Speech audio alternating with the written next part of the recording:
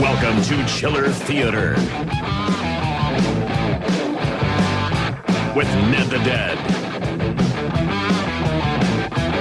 Dr. Moreau,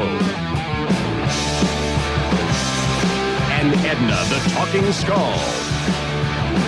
Tonight, Phantom from 10,000 Leagues. Ladies and gentlemen, Ned the Dead. Hey everybody, welcome to Chiller Theater. I'm your nasty little host, Ned the Dead. Let's sing for a minute, should we? Chiller Theater, it's my kind of show. It's a crazy show. It's a fat man's show. It's my show, you know.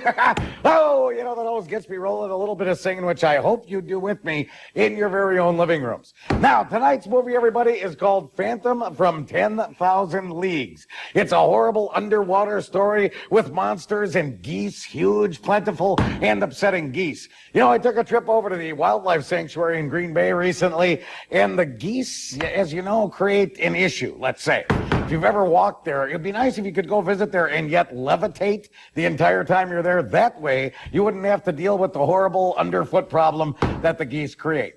But they're still exciting and still neat, and that's why this movie is still spectacular. Now, coming up is a segment that we call Movie Lore, where my friend Doc Moreau graces us with all that you'll ever need to know about any movie. He's the king of all that. He knows all that, and he will share all that with you because he's that kind of guy. He's big, he's upsetting, yet he knows everything about the movie that you'd ever want to know. So we are going to shuffle you over right now and enjoy Doc Moreau's Movie Woe.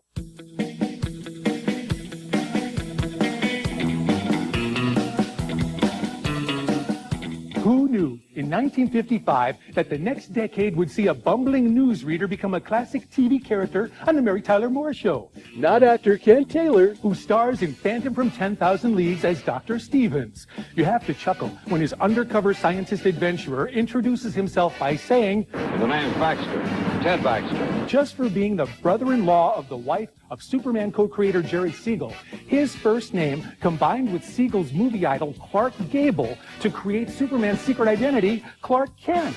Co-star Kathy Downs may be best known for her titular role in the classic John Ford Western, My Darling Clementine. And as for the guy playing that jerk George, and who has an unnatural fondness for triggering his spear gun, that's Philip Pine, an actor with his very own Star Trek connection. He played the infamous genocidal villain Colonel Green in the original series episode, The Savage Curtain. That's the one where Captain Kirk got to meet Abraham Lincoln. Hey, Superman and Star Trek. Pretty good, eh, Ned? Doc, I love you, baby. Doc Moreau's Movie Lore, brought to you by, do we have a spot? Chiller Theater. Every single week he brings it for you because he loves you. Now let's get ourselves over to Phantom from 10,000 Leagues. Roll it faster, or what?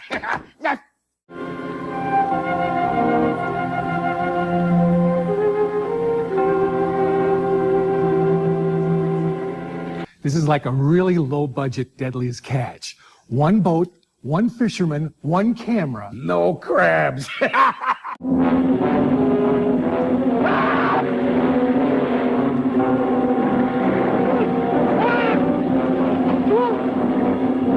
Watch out, dude. Whatever that thing is, it looks horny.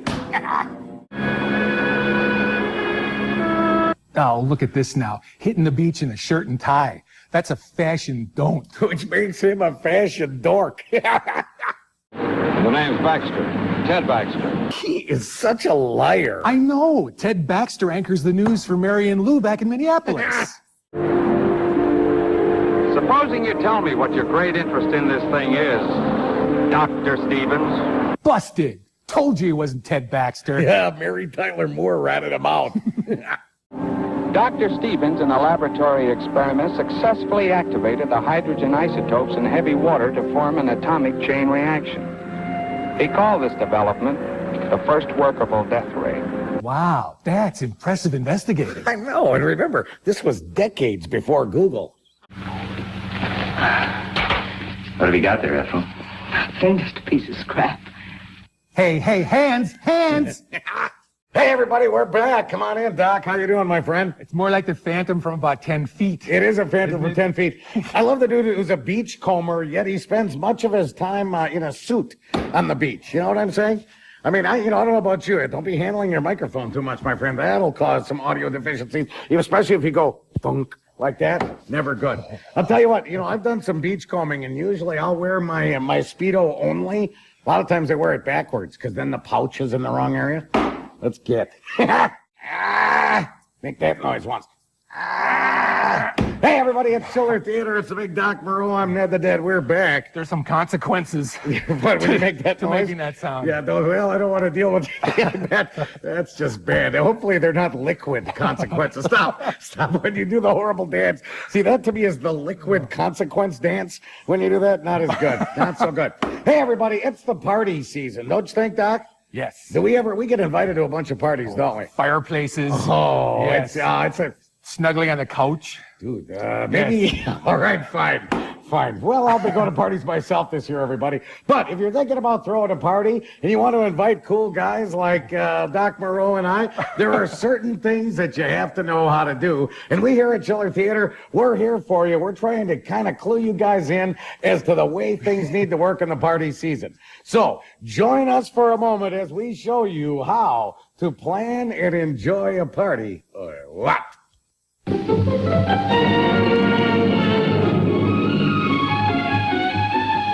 Hello, Eileen. This is Jean. I just had a letter from my brother, and guess what? He's bringing his roommate home from college. Baby, I want you to party with me. Mother said we can have a party for him, so I was wondering if you could come over tonight and help me plan it. Yes, Nora's coming, too. This is one party that just has to turn out right. The main idea is to introduce Steve to the gang and show him a wonderful time. Yeah, and show everyone a nice time. Now listen, this is what we have to plan. A guest list, invitations, refreshments, and entertainment. There'll be the three of us on our dates, and I suppose we could have an extra couple and 2 extra girls for Jim and Steve. Now, who do you think, Nora? Well, let's have Alice and Ted come. They're nice, and they're usually in our gang. Margie's lots of fun. The fellows would like her. Well, that's our guest list. Now, invitations. Should we write? Why bother to write? This is just an informal party. Let's just phone everyone. Sure. Good, we'll phone tomorrow. Next business, refreshments. We have to feed the men. And the girls, too, especially you. Gee, thanks. Does it show? Well, we want something to eat and something to drink. Refreshments. How about hot chocolate and sandwiches? I'll fix the sandwiches. Thanks, Eileen. Suppose I talk it over with Mother and get her suggestions. All right. All right, now next is entertainment. We want to show Steve a good time, but, well, we don't know too much about what he likes. The best thing I know for breaking the ice and getting people acquainted is some good mixer games. Oh, good. Then this party can just be an informal, get-acquainted sort of party, and we'll have games for entertainment. Yeah. Well, there are still many details to be planned, but the basic things are settled.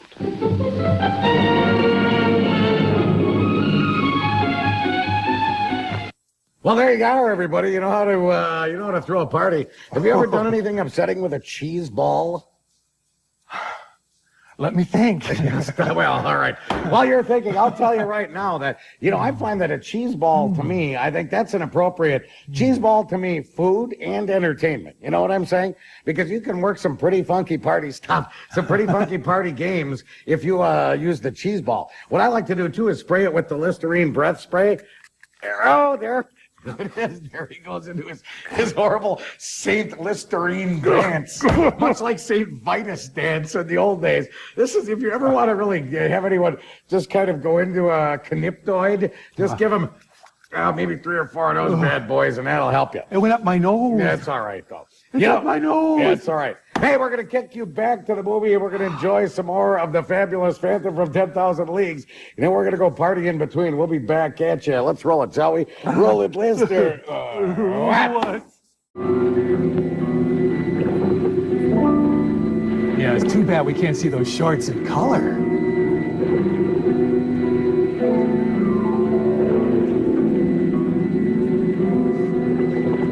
I've already seen enough of those shorts.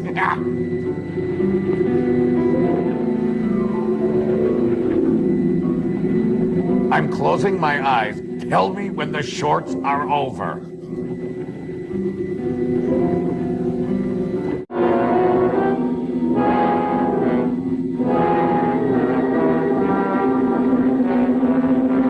You're in luck. The monster just scared him out of his shorts. I don't want to see that either. Okay, you can look now. Well, how you doing?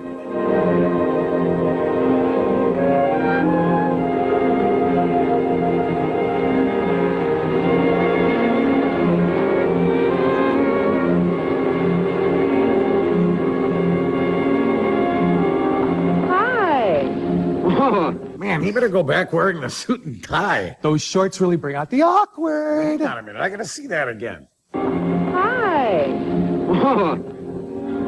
Hi there.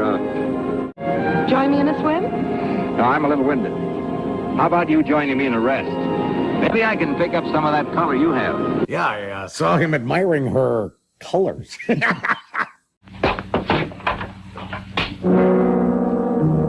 Oh, hello. What a big head you have, Grandma. An intentional visual expression of Ethel's eavesdropping or just really bad lighting? You decide. Hey, kiddies, we're back here on Chiller Theater. What do you think, my friend? I think I'm glad that this movie isn't in color. No, I hazard to wonder what those polka dot shorts would look like. No, I know what you mean. They're fine the way they are. I like skin diving. See, that's what they called it in the old days. Why Do you did they remember call it that? I have no idea what the heck they ever called it that for. But I remember as a kid, that's what they called them, skin divers. And now I believe that has a whole new meaning. You know what I'm saying? I suppose they didn't have diving suits they put the oil in. No, hey, I'm a skin diver. Watch out. Ned reads the bell! Ned reads the bell! Ned reads the bell! Letters, we get letters, and the letters that we love to enjoy. Hey, everybody, it's Chiller Theater. We're back. It's time for letters. I don't have any, though. Doc, what's up, man? Doc. Now, normally Edna would be delivering the mail. What's going on? A few weeks without Edna. Edna's a little busy. 'Tis the season. Yeah, it's the Halloween season. We're renting Edna out. If you know what yeah, it's not the first time in her life she's been rented out, I'll tell you that much. She's getting a little action. No, that's right. All right. Now, we got some cool mail here. And hold on, we're going to have to flip down the old man glasses.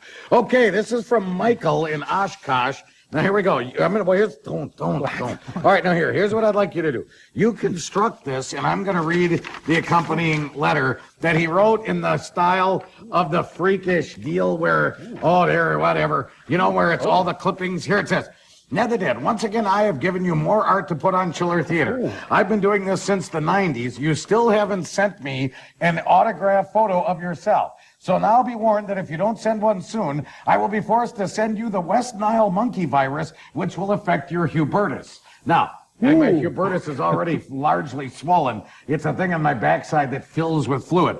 All right.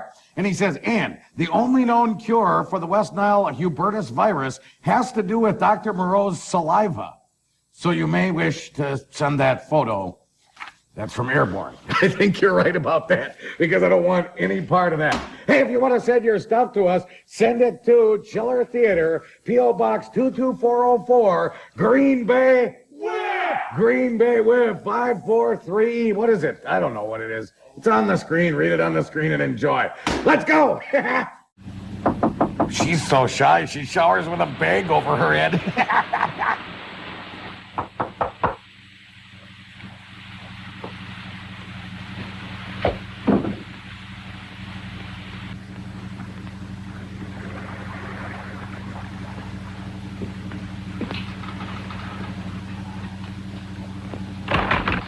Something tells me hilarity is about to ensue. Yes!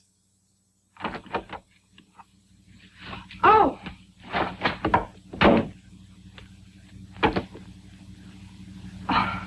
Well, at least you might have knocked. Well, I did. And your father told me to open the door and come in. He would. Would you mind handing me those things there? Surely. Isn't her name Lois? This guy's supposed to be smart. Thanks. Hello. I'm sorry I'm late. Well, now that Dad's here, will you excuse me? Oh, surely. Lois! You say you made a close examination of this light? Not as close as I would have liked to. It was being guarded by a sea serpent. A hideous beast that defies description. Oh, Doctor, if I didn't know that you were a scientist of high standards, I'd say that you were the victim of the ridiculous phantom stories that are running wild around the village. And if I didn't know that Ethel was at her desk all day, I'd say that she had gone out for a swim. Oh, real nice. What about the beast down there? Was he man-made too? I believe so. Since marine life lives in a constant flow of heavy water, the effect of radiation on it would be completely different than it is on humans. Well, that's your theory on mutations, isn't it, Doctor? Yes. And if what I believe is true, this monster that I saw in the ocean was a mutation of some sea creature. You see, it draws its energy from the nuclear light itself, just as plant life needs the sun to grow on.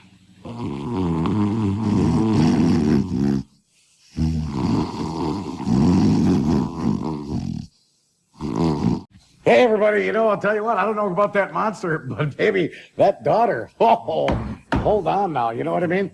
Boy, to think about if I had things that were on me that were pointy enough to harm people, you know what I'm saying? I think Madonna picked up a few things at her yard sale. I think you're right, dude. Again, if I had anything on me that was pointy enough to hurt people, I think I would be a danger to society because, again, when I get moving, the things happen and it moves all by it's got to be careful. All right, everybody, let's roll. We'll come back and enjoy our what? Hey, everybody, we're back. Let me get the dumb glasses off. The glass thing is bad. I don't, the glass thing for me, I know. I just can't, with the glasses, I have a tremendous problem. And I'm old, though. What do you want? You know what I'm saying? Hey, I want to say something here now as we get through the Halloween season, the big holiday season. I just want to say that, I went out to Terror on the Fox, a few times out there, spent some time out there. And again, they created our set for us here and they've been very kind to us. I'd also like to say that for all the people who work at haunts around our area, at Terror on the Fox and other places, and they put in their time and they volunteer their time to do that stuff, I just give you a ton of credit because that is not easy, but they sell themselves out great. They act, they really act out their roles great, and it makes for so much fun for people. It's really a big deal. So for all you people who do all that work, Terror on the Fox, we love you folks. It's been an awesome holiday season, or what? Good on ya. Hey, Ethel's head shadow is back. But eavesdropping on herself or just bad lighting? Now, who are these guys? I don't know, but I'm starting to think the budget only allowed for one boat. Look familiar? Yeah! Science is a devouring mistress. She devours all who seek to fathom her mysteries. And for every secret she reveals, she demands a price. A price that a scientist must be prepared to pay. Even at the cost of his life.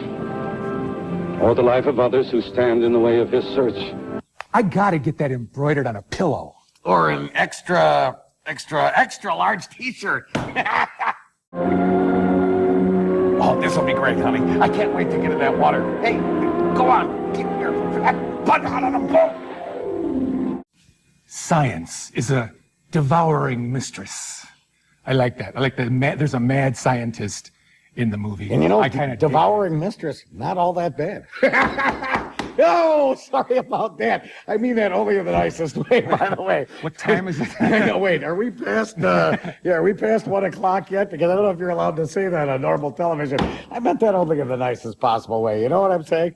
You know what I meant, right? I know. Please, folks, please. It's late. It's late. Let's get it. Hey, everybody, we're back on Chiller Theater in the heart of fall. Do you have a relief blower? Let me ask you, have you ever triggered a spear gun? Wait, I think we went to, wait, all right, I will answer your question first. You know what? No, I haven't. Okay. I have not. You have any other? Prematurely or? Anyway, I have not ever triggered a spear gun, particularly not, well, let me say, I don't usually go around with a spear gun out of water either. You know, the times that I have had a spear gun, I'm generally swimming. I'm not driving around in a bright white vehicle or whatever. You know what I'm saying? It's Drive-by spearing. right. It is, That's no. weird. No, That's I haven't. weird stuff. No, are you a big skin diver? Have you done some skin diving? Not at all. I've done some floating and some sinking. Have you, were you a big, tubing. Were you a big swimmer at all? A bit. Yeah? A bit. Once I got my head underwater and How did that could go hold for my you? breath. That was nice. I picture you as a big swimmer. I picture you as one of those dudes who kind of, I don't know, hangs wildly. All right, everybody, let's roll back and enjoy ourselves. It's Chiller Theater. We love you. Or what? Hey, look, Chuck and Larry are gonna scuba. Is that still the same boat? Same boat. Hey, everybody, we're back. It's Chiller Theater. What do you think there, Big Doc? I'm in there. Are you? Yeah. How about them leaves? You have a leaf blower? Them leaves? Yeah, do you have a leaf blower? No. I'm being inundated by leaves. Who needs a leaf? Let them mulch. That's what I say. Let them mulch. Oh, well, no, let them mulch. I got no grass. You and so I got leaves. It looks like I got something going on. See, what I've been able to do is maneuver them all to the edge of my property to blow in my neighbor's yard. What I do is check the weather, see which way the wind's blowing, and then I leaf blow them right up to the edge, and then they're gone. It's mysterious. I don't have to bag. Hey, everybody, what's up? It's Chiller Theater. Doc Moreau, Ned the Dead. What do you think, Doc? I'm trying to decide if all the shadows are part of a motif, an artistic intent, or just somebody doesn't know what the heck they're doing with the lighting. See, this is where you and I think, where where you and I see things in a totally different way. I contemplate that. No, you do. I think you do a little too much contemplating. Do you ever lay at night, contemplating and, you do, don't you? I know you do. See, he and I are so different. See, there he's contemplating right now. Just keep the coat closed.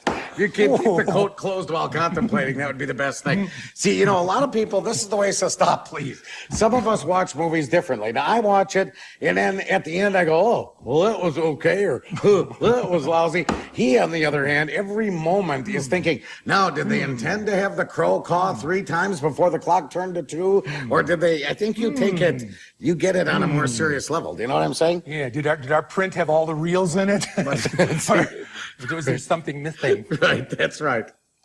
Hey, everybody, we're back at Chiller Theater. All right, man. What do you think? Oh.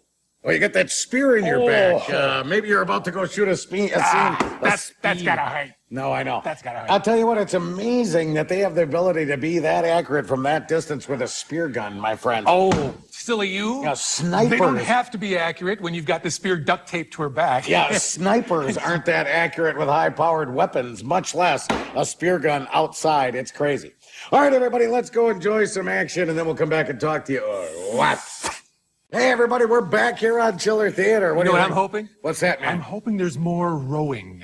Oh, yeah. I just can't get enough of that rowing. Oh, I'm with you. That's the same boat. I like to go to the Y, and I always I try to spot the cutest girl in the rowing machine, and then I just position myself near her doing virtually nothing. If you go on those machines, I've come to realize if you go on those machines, you can set it on 1 or whatever, and you could probably pedal for the next 20 years and never burn a calorie, yet never get tired, and then you can watch the woman row, because when they're rowing, they're getting rolling. Now, speaking of rolling, next week we have an awesome flick, don't we, man? Yes. Carnival of Souls. From director Herc Harvey. Herc.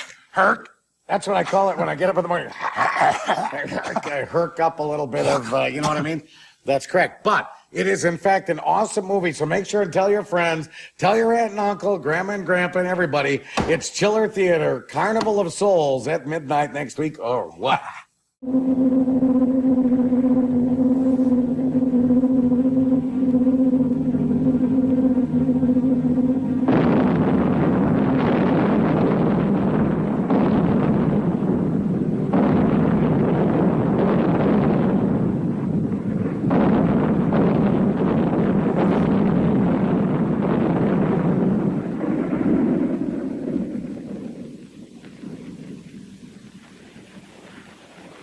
no, an innocent piece of World War II stock footage destroyed? It's okay, Doc. It's okay. Please, man. It's okay, dude. It's okay.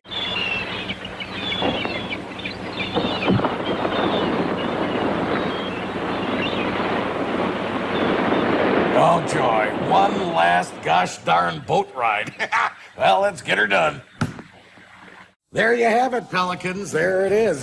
I kind of missed the big chunks of Monster and Professor King washing up on the shore. Do you think they ran out of money, or I don't know. did they intend to have that? I tell you what, and I like when stuff washes up on shore, too, because it always makes for a delicious repast. A very pleasant meal, if you know what I'm saying. What is that, shore kill? Shore kill. That's what, yeah, it's some of those restaurants that have a delicious shore kill dinner. Quite a lot of. I've heard of shore lunch, but never shore kill lunch. All right, everybody, tune in next week. It's going to be Carnival of Souls. Until then, we love you, or what?